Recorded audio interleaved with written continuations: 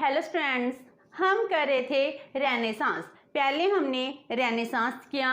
Renaissance के साथ ही western political thought में रिफॉर्मेशन है, इसका जन्म होता है। तो आज हम इस सेशन में रिफॉर्मेशन है इसका मीनिंग करेंगे, इसके कॉजेस करेंगे। जो रेनेसांस के साथ रिफॉर्मेशन है इसका जन्म होता है, तो ये कहाँ पर स्टार्ट होती है। तो फर्स्ट ऑफ ऑल रिफॉर्मेशन है वो क्या है, मीनिंग ऑफ रिफॉर्मेशन। तो रिफॉर्मेशन एक रिलीजियस मूवमेंट थी। इट मीन्स क्या हो गया, जो रेनेसांस था, रेनेसांस एक कल्चरल मूवमेंट थी। तो उसके साथ जो रिफॉर्मेशन स्टार्ट होती है, ये रिफॉर्मेशन रिलीजियस मूवमेंट कहलाती है, जिसका प्राइमरी ऑब्जेक्टिव क्या था।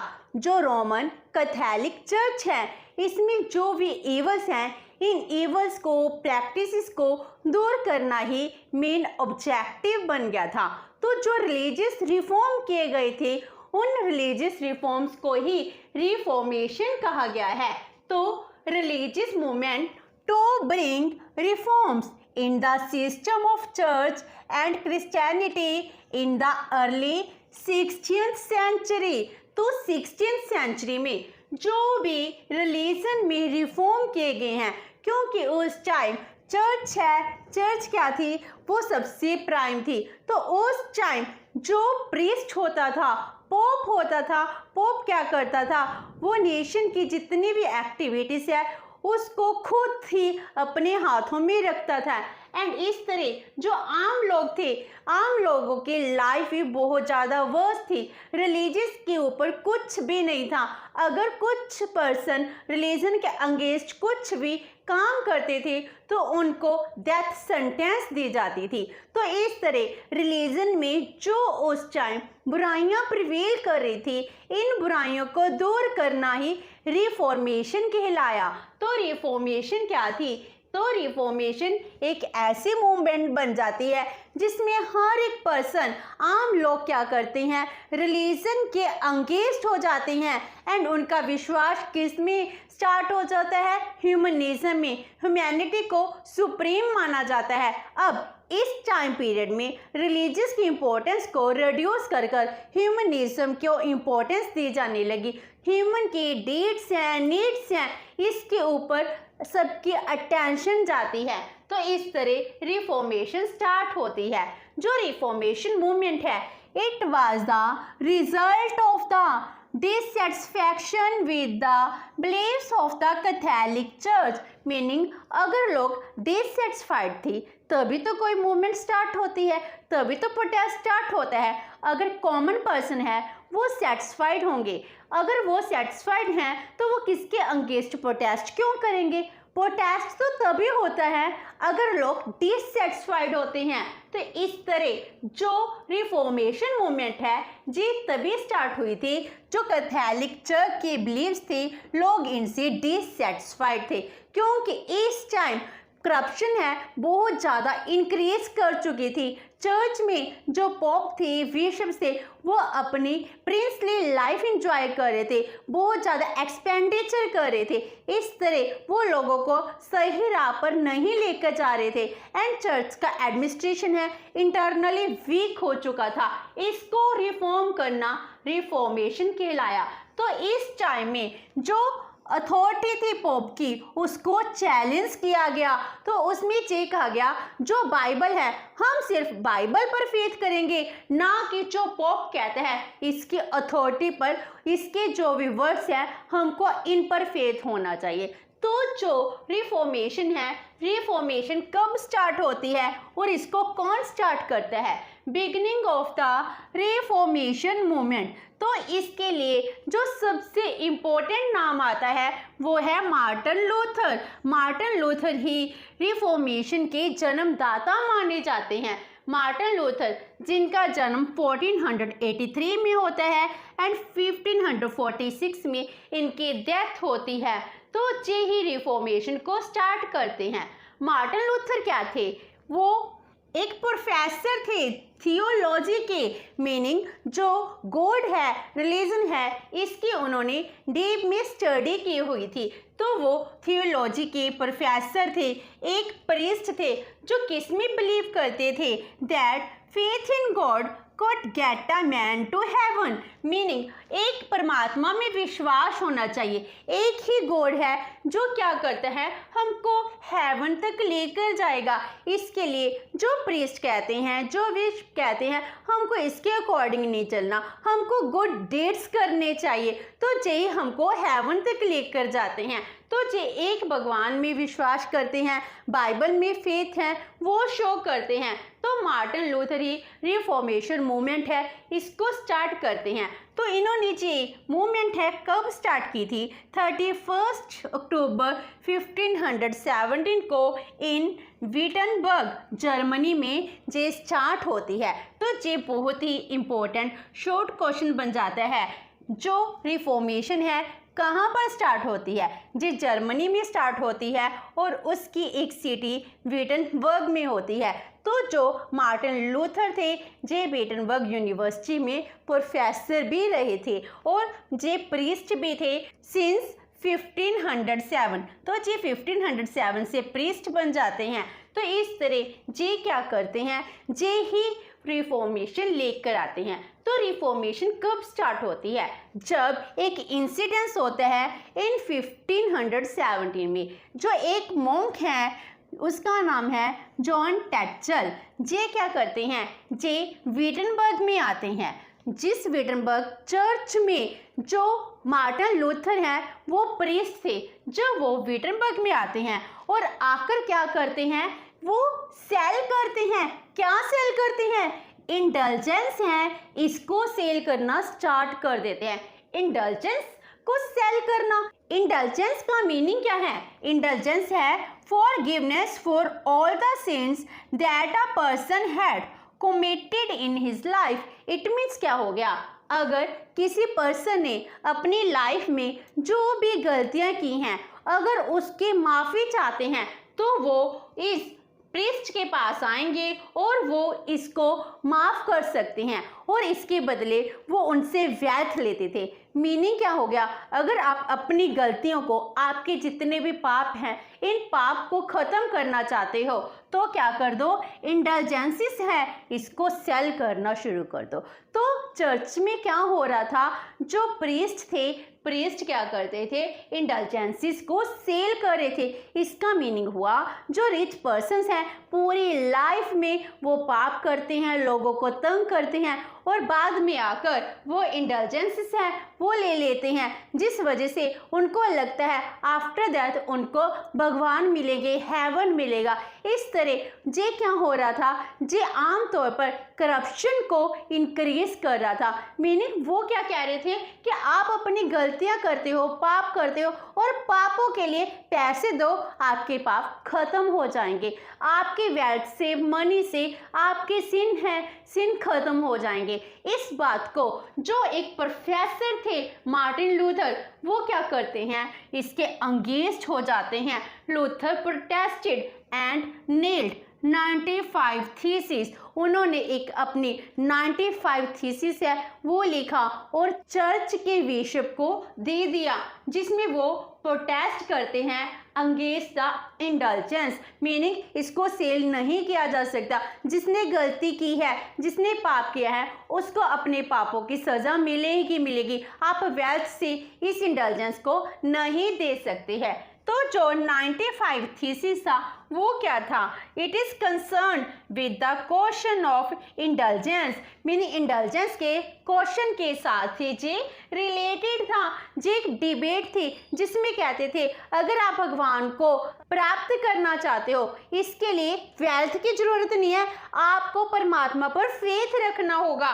तो जे एम्फेसाइज करते हैं फेथ इन गॉड अलोन, कहते हैं परमात्मा पर विश्वास रखो। प्रीस्ट हैं जे ही आपको भगवान तक नहीं लेकर जा सकते, आपको सिर्फ परमात्मा है वो ही क्या कर सकता है, आपकी गलतियों को माफ कर सकता है। तो जो मार्टिन लूथर हैं वो प्रोटेस्ट करते हैं against the corruption and evil practices of the Roman Catholic church. तो इस तरह जो रोमन कैथोलिक चर्च में जो भी इवल प्रैक्टिस चल रही थी, जो करप्शन चल रही थी, इसको प्रोटेस्ट करते हैं। तो जे स्टार्टिंग में जे नहीं चाहते थे कि एक नया रिलीजन है, एक नया सेक्ट है, वो ओरिजिनेट हो, क्योंकि उनको खुद नहीं पता था जिस चीज़ को मैं अपोज कर रहा हूँ इसके बाद नया सेक्ट है, प्रोटेस्टेंट है, जे ओरिजिनेट हो जाएगा। तो जी स्टार्टिंग में जो बुराइयां हैं इनके अगेंस्ट आवाज़ उठाते हैं, 95 थीसिस है वो लिखते हैं, जिसमें ये कहते हैं जो बाइबल है it is the only source of the Christian teaching. जो भी हमको टीच कर सकता है वो ओनली एंड ओनली हमारी बाइबल है, ना कि कोई पोप है, बिशप्स हैं, जे हमको सही राह दिखा सकते हैं। एंड जब 1440 में प्रिंटिंग प्रेस है वो डेवलप होती है, उसके इन्वेंट होने के बाद बाइबल है, बाइबल को ही पहले प्रिंट किया गया था। इसके बाद जो बाइबल है इसको इसकी नेटिव लैंग्वेज जर्मन में भी ट्रांसलेट किया जाने लगा। तो पहले क्या थी, बाइबल थी वो सिर्फ लैटिन लैंग्वेज में ही रिटन होती थी, अब इंग्लिश में, जर्मन में, अदर लैंग्वेज में भी लिखी जाने लगी। इस तरह जो मार्टिन लूथर हैं वो रिफॉर्मेशन मूवमेंट है इसको स्टार्ट करते हैं, जिसमें रिलीजियस रिफॉर्म की बात कही जाती है। Now causes of the reformation. जो रिफॉर्मेशन है इसके मेन कॉजेस क्यों हैं, क्या क्या कॉज हैं जिस वजह से रिफॉर्मेशन स्टार्ट होती है। First one is the abuse with in the church. Church में बहुत ज़्यादा बुराइयां पाई जा रही थी, इसको ख़त्म करने के लिए रिफॉर्मेशन है वो स्टार्ट होती है। इसके लिए 4 टर्म्स हैं वो यूज़ की जा रही हैं, जैसे साइमनी। इसका मीनिंग क्या है कि चर्च में जो पोजीशन है इसको सेल किया जा रहा था, मीनिंग वेल्थ से कोई भी पर्सन है चर्च की पोजीशन को खरीद सकता था। जैसे इसकी हायरकी बनी हुई थी, सबसे ऊपर पोप होते थे, आर्क बिशप होते थे, देन बिशप होते थे, उसके बाद प्रीस्ट होते थे। तो इस तरह अगर कोई हायरकी को अचीव करना चाहता है तो उसके लिए वो सेल करते थे। इस तरह तो इस सामने पोजीशन है, सामने इवल प्रैक्टिस है, इसको ख़त्म करना चाहते थे। तो इसीलिए मार्टिन लूथर हैं वो किसके अंगेंस्ट थे, हायरकी के अंगेंस्ट थे, जो चर्च में जो भी बुराइयां हैं इसके ऑर्गेनाइजेशन में इसको ख़त्म करना चाहते थे। देन नेपोटिज्म, इसका मीनिंग क्या है, जो हायरकी है, जो चर्च की पोजीशंस हैं वो पोजीशन किसको देते थे, फैमिली मेंबर्स को दी जाने लगी। तो इस तरह जो भी कोई एजुकेटेड पर्सन था उसको चर्च की पोजीशन ना देकर इस पोजीशन को फैमिली मेंबर्स को दिया जाने लगा। देन एब्सेंटेइज्म, इसका मीनिंग क्या है, जो बिशप हैं, बिशप क्या होते हैं, वो अपनी सीट पर नहीं बैठते, ना ही जो इनको डायसिस दी जाती हैं, जो इनका एरिया होता है चर्च का उसमें ना ही जी विजिट करते हैं। जे भोग बिलास में लिप्त हो गए थे, जे अपने घर में रहते थे, जो भी वेल्थ थी उससे प्रिंसली लाइफ इंजॉय कर रहे थे। इस तरह बिशप थे वो कभी भी ये नहीं देखते थे जो भी पर्सन्स काम कर रहे हैं क्या वो सही कर रहे हैं या नहीं कर रहे हैं। जो चर्च का मेन काम होता है जे बिशप इसको भी इग्नोर कर रहे थे। तो एब्सेंटेइज्म है बहुत ज़्यादा उस टाइम इंक्रीज हो चुका था। और उसके बाद प्लूरलिज्म, प्लूरलिज्म का मीनिंग क्या है, जो बिशप है एक टाइम पर बहुत सारी डायसिस हैं इनकी ही चार्ज को ले लेते थे, charge of many diocese at the same time. जो बिशप है एक डायसी पर तो विजिट नहीं करते थे और बहुत ज़्यादा डायसिस हैं इनका चार्ज इनके हेड बन जाते थे। इस तरह जो सामनी है, नेपोटिज्म है, एब्सेंटिज्म है एंड प्लूरलिज्म है, इसके अंगेंस्ट है मार्टिन लूथर ने आवाज़ उठाई थी। तो इन बुराइयों को ख़त्म करने के लिए रिफॉर्मेशन मूवमेंट है जी स्टार्ट होती है। Number 2, corruption and accumulation of wealth in church. Church क्या बन गया था, चर्च में अब करप्शन बहुत ज़्यादा इंक्रीज हो चुकी थी। जैसे इंडल्जेंस है, इंडल्जेंस को सेल करना, इसको सेल कर कर बहुत ज़्यादा वेल्थ है वो अकोमुलेट की जाने लगी। तो इस तरह पर्सन्स क्या कर रहे हैं, पहले पाप करते हैं फिर इंडल्जेंस करवा लेते हैं और जो प्रीस्ट हैं वो वेल्थी बन जाते हैं। Next is the influence of the ideas of renaissance. Renaissance की वजह से ही रिफॉर्मेशन आती है, तो इसीलिए रेनेसांस एंड रिफॉर्मेशन इसको हम साथ में स्टडी करते हैं। मीनिंग रेनेसांस के थ्रू ह्यूमनिज्म को इम्पोर्टेंस दी जाने लगी, स्पिरिट ऑफ इंक्वायरी होती है, जो भी हमारे अर्लियर डिवाइन थ्योरीज थी इनके अगेंस्ट साइंटिफिक आउटलुक है, प्रोग्रेसिव आउटलुक है, इसको डेवलप किया जाने लगा। एंड इसी टाइम में जो रिलीजन है, रिलीजन को क्रिटिसाइज किया जाने लगा। तो रेनेसांस की वजह से ही जो रिफॉर्मेशन है वो स्टार्ट होती है। Next is the discovery of printing press in 1440। जो प्रिंटिंग प्रेस है, प्रिंटिंग प्रेस की डिस्कवरी से क्या होता है, जो क्रिश्चियन की धार्मिक पुस्तक है दी बाइबल, इसको जर्मन में ट्रांसलेट किया जाने लगा।